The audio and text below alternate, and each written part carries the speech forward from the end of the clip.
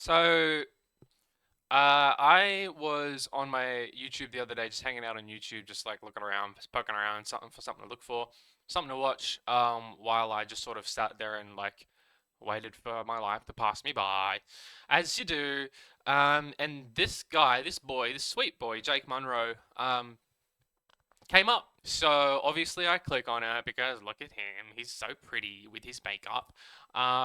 And I wanted to see what he was up to. So I wanted to do like a video looking at his live streams to see what kind of crazy shit he gets up to in there.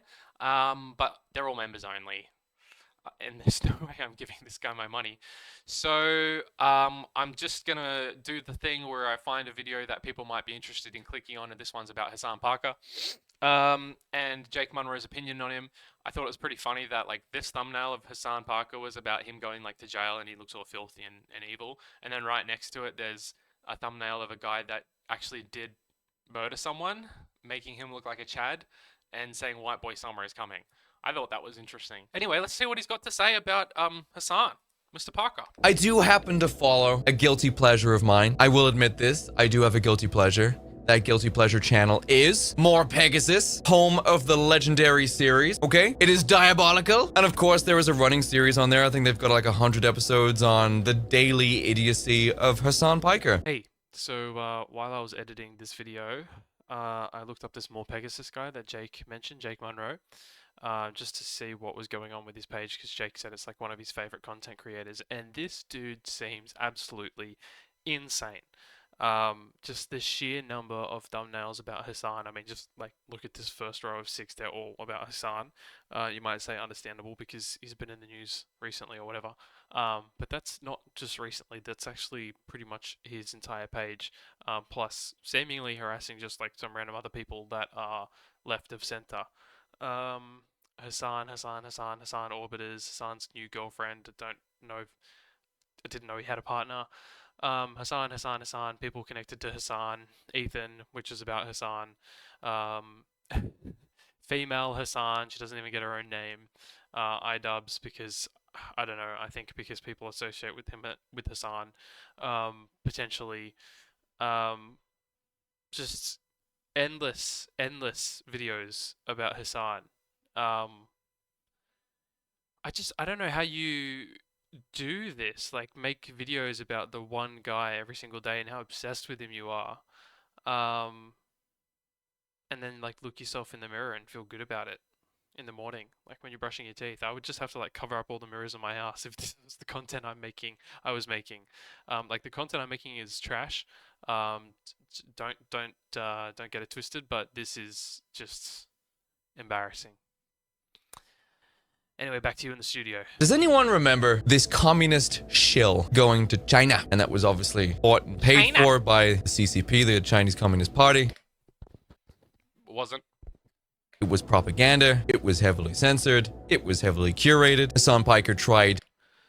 Heavily, I mean, that's pretty hilarious. Heavily, it was propaganda and it was heavily censored.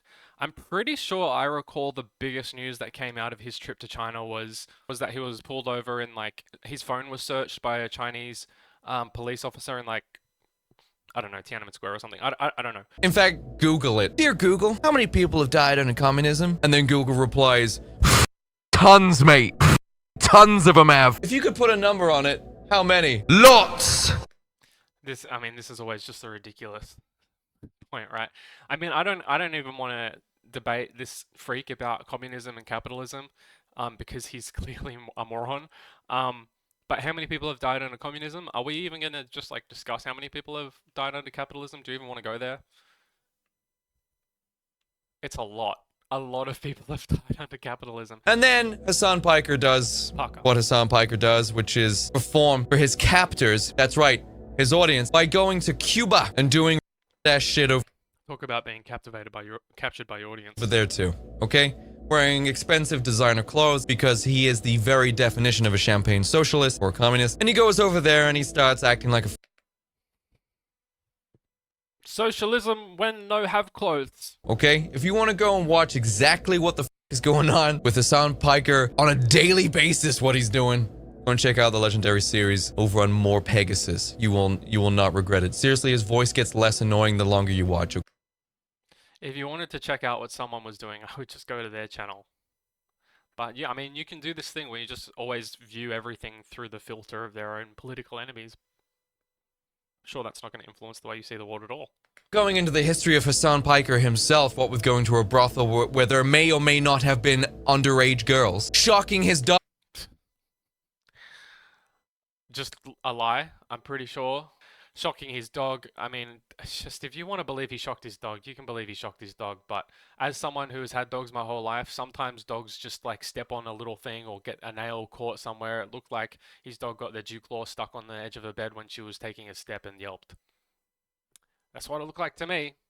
He's never shocked the dog before or again after. So, and the dog clearly loves him. And not in like a timid way, like clearly loves him. So if you want to believe that he shocks that dog, that's fine. I think that's kind of silly though. Dog, which is an absolute fact. In fact, this dog right Absolute fact. here, this one, that dog Yeah, the dog that's clearly trying to flee. right there. So, I mean, the guy's got too much money to know what to do with it. In fact, that's not even true. He knows what to do with it, and it's to buy expensive, pointless trinkets and baubles that he adorns his body with. Okay, you've seen. Bruh, look at the room you're in. Look at the paint on your face, the expensive makeup on your face, the expensive, presumably expensive coat that you're wearing, presumably the expensive haircut.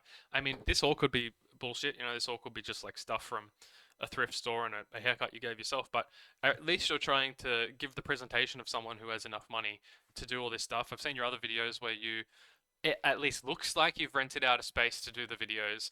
I get it, you're making the point that he's a socialist, but clearly, you just understand absolutely nothing about socialism or capitalism. Socialism and capitalism don't necessitate the lack of goods, like services and goods. Like, you can still have services and goods under communism. You yourself believe that China is a communist country. I think it's a bit silly to think that China in its current state is a communist country. But you believe China is a communist country, and Chinese people are decked out in goodies, right? They have, like, little cute things on their phones. They have cute culture that they love. They have all the stuff that Americans have. So like, what on earth are you talking about? Seen the ring that costs like $800 or something. The glasses that cost like $1,400. Guys, Yeah, I don't rich. care how rich I get. I'm not spending that much on a ring unless it's to my girl and she says yes. Okay? As a man, you should not be spending that much on a ring that you're. It's weird where he draws the line on masculinity, right? Like, it's really funny. I know that this is his thing, that his thing is that, like, you know, he is peak masculinity. This is what all these dudes do, all these sort of, like, you know, I don't even know what to call them. He doesn't even, like, fit into any of the traditional categories because he's going for this, like, peacock thing of, you know, I look like social repose while doing the alpha male stuff. But it's just really funny to draw the line of masculinity at buying an expensive ring while you're covered in makeup. Well, it looks like you've maybe shaved your eyebrows, maybe you've spent a long time on contouring those cheekbones into your face. That's a really sharp lip line you've managed there. That's quite impressive. You know, you're doing good work with the makeup, at least from this distance. It's a bit grainy. Maybe if I got in close, it would look worse. But you know, you're spending a lot of time on your makeup. You're spending a lot of time on your appearance. You're doing this whole, which I absolutely just hate, this whole black and red aesthetic. I can't, no matter who is coming at me with this black and red, like, usually they'll have like steampunk goggles too or a top hat. This black and red aesthetic, like, I'm against. I'm just, you know, showing the world that I'm against stuff. I don't know. I'm just not like you guys. I just never can get on board with it. It just always looks terrible and tacky to me.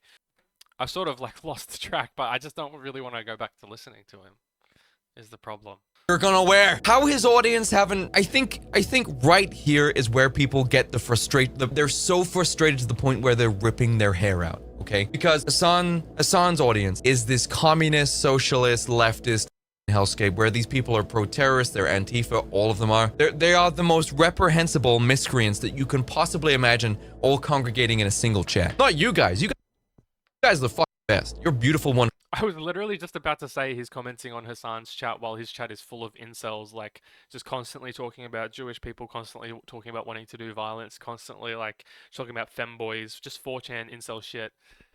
And he's... Alright, I mean, the joke writes itself. I don't need to say anything. Just look.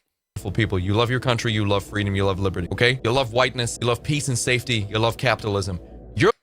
those are his buzzwords. Those are just like his. I have to remember those buzzwords to keep these people happy. You love whiteness. You love capitalism. You love peace. You love safety. You love red, white, and blue. Blah, blah, blah, blah, blah. They're good guys. But what's going on in Hassan Piker's chat? The people that congregate there? Well, I gotta tell you, they scare even me. They scare even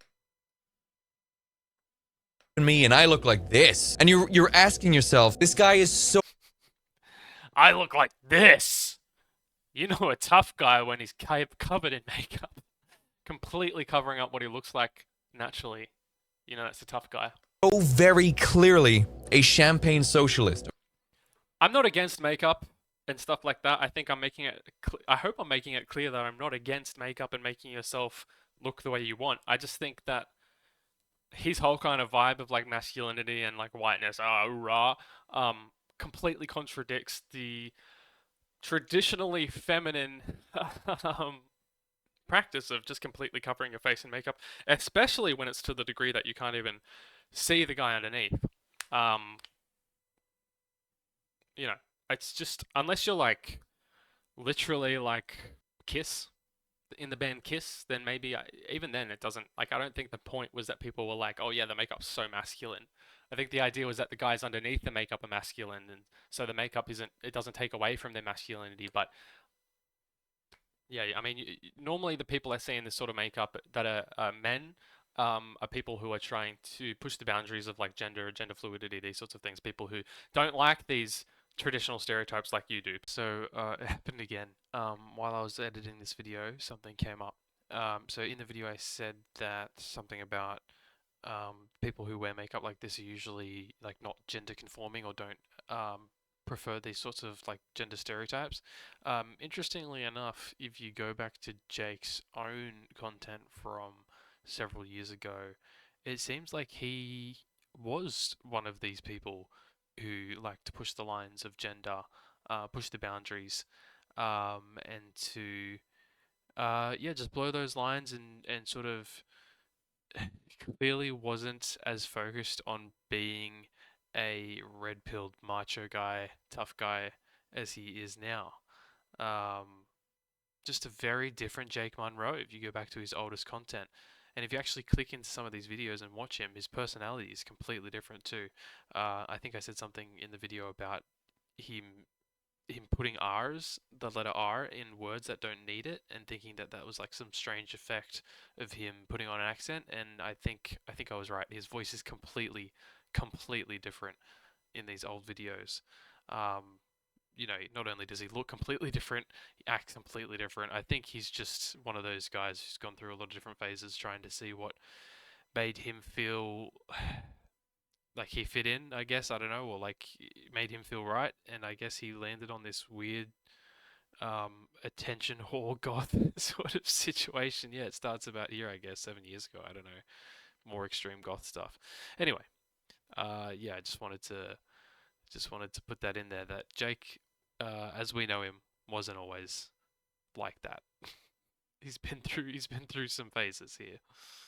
Anyway, people like Marilyn Manson, I'm pretty sure he's not like a. Maybe he is actually. I could be wrong about Marilyn Manson. I thought he was cool about that sort of stuff. Look it up later. Are his audience okay with this? Because they understand that socialism and communism doesn't mean win no house. It's pretty simple. I know it's like a meme to say socialism is win no house, but that's like basically what he's saying. He's like, Hassan has money in this capitalist system that he's in. How does his audience take him seriously? I don't know. How does your audience take you seriously? How can Hassan Piker make a tweet about the dumbest thing you've ever heard in your life, so far removed from reality you can't believe it's not parody? How can these tweets get like 35,000 likes? How is this chat getting this many people? How are these people supporting him? Starting to look a little green.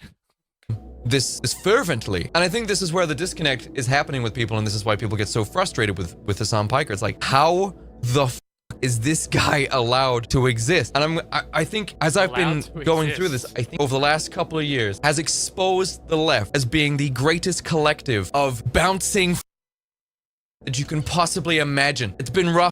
I can't even imagine what kind of offensive shit he just said. for them. It's been so tough for any content creator on their side to rise up through the ranks and stand up to the fascists and Nazis, because quite frankly, they don't really have a lot to stand on. Their morals are forever shifting. All of their pithy one-liners constantly being thrown in the shitter because they're constantly being debunked. Things like right side of history and, you know, these things are always being, okay, well, let me have a look at the facts about this one-liner that you just fed me. Yeah, so this is bullshit. You contradicted this last year. You no longer believe this because if I mean, I'm not even really gonna, go into what he's saying here because it's just like mind-numbing. But I'll forever love. I can't stop watching these silly guys, these types of guys who have conversations with themselves in front of their audience. They create a fake version of someone from the left, probably someone that does exist out there somewhere. But I mean, we have to remember that the left, especially as we conceptualize it in this pretty right-wing world that we live under, is actually like a massive, massive variance of people. Like the left is actually like a bunch of different political ideologies that just aren't just like right-wing capitalism, extreme right-wing, free market capitalism, at least in like the economic side of things. So the left is like not a monolith. It's like a huge, diverse group of people. So of course they're going to contradict each other because they're different people. They're not one person. But Republicans, idiots, love to sort of just like take all of these people that are in the left and just force them down into one person in their imagination that's constantly contradicting themselves, and then they'll have a conversation with that imaginary person in their head.